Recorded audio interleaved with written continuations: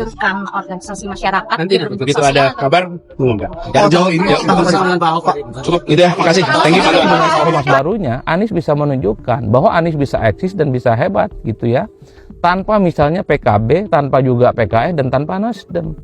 Karena Anies Assalamualaikum warahmatullahi wabarakatuh. Menggemparkan Pak Anies diwacanakan dalam waktu dekat ini akan mendirikan ormas, dan tentu ini akan menjadi sebuah ancaman dalam tanda kutip bagi para parpol yang ada saat ini dan juga bagi para politisi yang mungkin punya niat untuk bertarung ke depan, dan sekaligus akan menjadi pukulan telak bagi Mulyono. Jika benar-benar Pak Anies mendirikan ormas, maka yang paling geram dalam tanda kutip adalah Pak Mulyono, karena termasuk lawan-lawan politik Pak Anies selama ini yang tidak ingin Pak Anies eksis di 2029 nanti, dan tentu penjagalan akan itu dilakukan, dan kita akan saksikan seperti apa kata pengamat berikut ini, Adi Prayitno.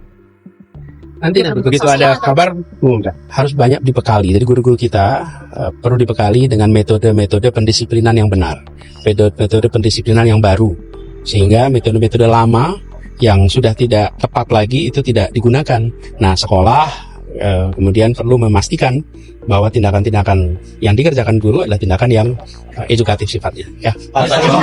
Tentang pagar laut di Desa Ketapang. Desakan publik supaya Anies segera mendeklarasikan ormas barunya itu semakin berhembus kencang.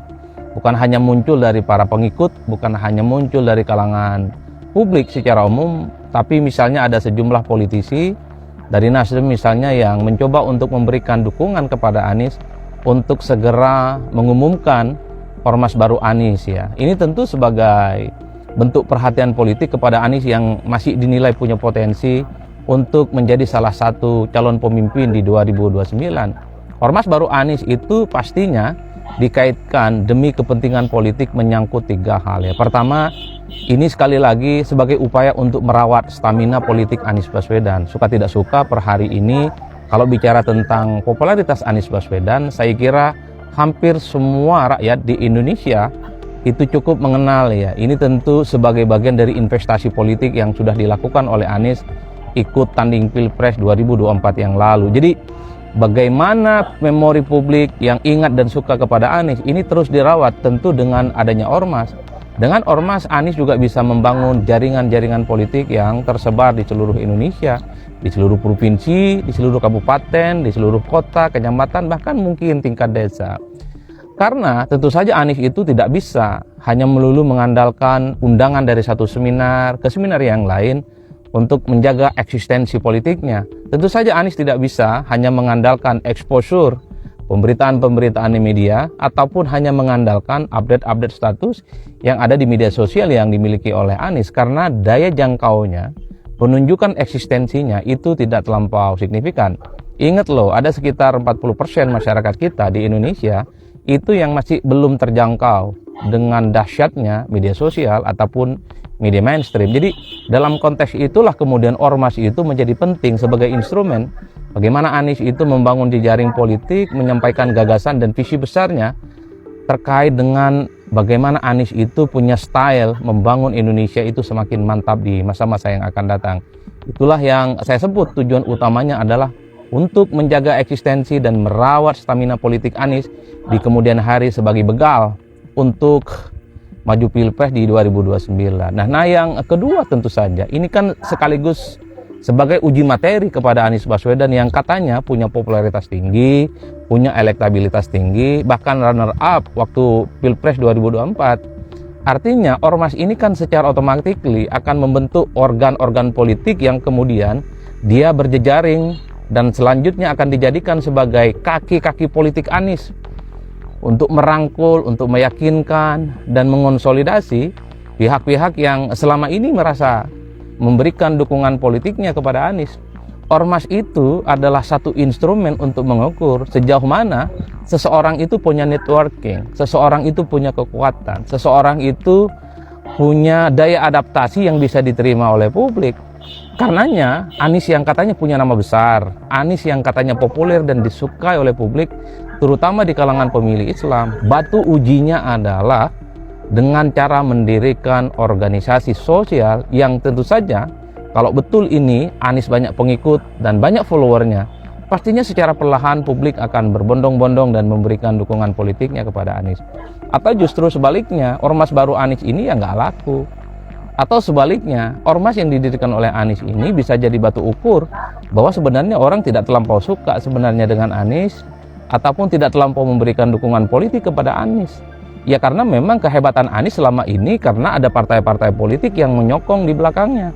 Misalnya Anies itu bisa jadi gubernur Jakarta tentu karena sokongan politik PKS dan Gerindra.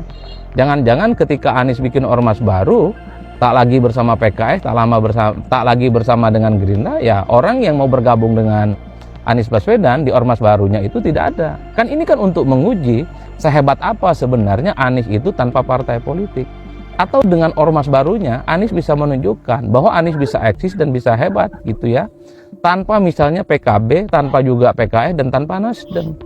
Karena Anies selama ini dipersepsikan sebagai sosok yang kekuatannya melampaui partai-partai yang lain. Itulah yang saya sebut sebagai batu uji apakah betul Anies itu memang hebat sehingga pengikutnya yang katanya banyak itu kemudian mau bergabung dengan ormas yang dibentuk oleh Anies Baswedan nantinya. Atau jangan-jangan memang terkonfirmasi bahwa Anies itu hebat, elektabilitasnya tinggi, runner up di Pilpres itu karena mesin politik yang dimiliki oleh Nasdem, dimiliki oleh PKS dan dimiliki oleh PKB. Oleh karena itu ormas yang dibentuk oleh Anies tentu nantinya sebagai ukuran bagaimana kemurnian gerakan politik Anies Baswedan. Pihak-pihak yang selama ini menjadi orang memberikan dukungan politik kepada Anies bergabung di dalamnya. Inilah yang saya kira menjadi faktor kedua kenapa Anies itu menjadi penting untuk mendirikan ormas tertentu. Itu yang saya sebut sebagai uji materi kekuatan Anies Baswedan. Atau bisa saja ini juga menjadi pintu untuk melihat bahwa sebenarnya Anies itu bukan siapa-siapa tanpa adanya dukungan dari partai politik manapun. Ya, sebenarnya kalau saya membaca analisa Bung Adi Praitno ini terkait dengan wacana Pak Anies mendirikan ormas dalam waktu dekat ini memberikan satu perspektif di mana mengkritisi secara halus ya. Di samping itu Bung Adi memberikan pemikiran yang dalam sebenarnya terkait dengan analisa beliau dalam hal Pak Anies akan mendirikan ormas ini dan tentu ini menunjukkan sebetapa cinta masyarakat Indonesia, seberapa besar dukungan rakyat untuk Pak Anies di 2029 nanti.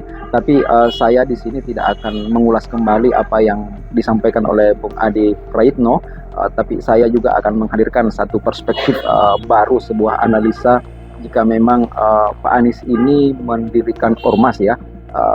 Tentu yang menarik di sini bagaimana nanti reaksi Pak Mulyono yang memang di mata pengamat politik akan mendorong nanti anaknya kembali jadi calon presiden, yaitu Gibran yang saat ini wakil presiden mendampingi Pak Prabowo Subianto, dan ini akan menjadi tentunya pukulan telak bagi Mulyono.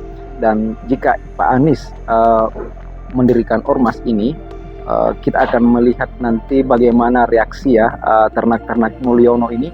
Pasti mereka akan banyak lagi memberikan reaksi, kolam akan bergolak dan akan naik ke daratan, membuat framing-framing yang seperti biasa ingin menjatuhkan nama citra Pak Anies Baswedan. Dan perjalanan ke depan 2029 masih jauh dan kita akan menyaksikan apakah Pak Anies jadi atau tidak mendirikan ormas ini. Saya percaya dan saya membaca sebuah situasi Pak Anies akan menghadapi tantangan besar karena di balik itu ada oligarki yang selama ini dicium ya, diduga untuk ada di balik pencegalan Pak Anies Baswedan agar Pak Anies itu tidak lagi punya panggung di politik. Pak Anies akan dicekal, dipersempit sekecil mungkin ruangnya untuk tampil kembali di panggung politik, apalagi menempati posisi-posisi yang sangat strategis di jabatan publik itu sendiri. Termasuk saya kira di sini yang akan menjadi pukulan telak, merasa dalam tanda kutip terancam eksistensinya adalah Pak Jokowi itu sendiri yang selama ini memang tampak sekali ketidaksukaannya kepada Pak Anies Baswedan karena gagasan beliau dengan Pak Anies itu antara langit dan bumi. Pak Anies selalu melangit gagasannya, tapi ketika mengejawantahkan, ketika mengaplikasikan gagasan itu dia lebih membumi, sementara Pak Jokowi selama ini di tataran kata-kata hanya seakan-akan membumi programnya, tapi apa yang dirasakan oleh masyarakat, dan ini juga sudah dikatakan oleh banyak pengamat politik, hanya menguntungkan ya para oligarki dan elit-elit politik tertentu. Dan demikian sahabat pena sekalian, tentu kita menarik ya, kita tunggu apakah Pak Anies akan mendirikan ormas ataupun tidak. Apapun itu, kita doakan semoga Pak Anies sehat selalu, panjang umur, karena gagasan beliau, keikhlasan beliau, ilmu beliau sangat dibutuhkan oleh bangsa ini dan juga masyarakat Indonesia. Sekian, terima kasih.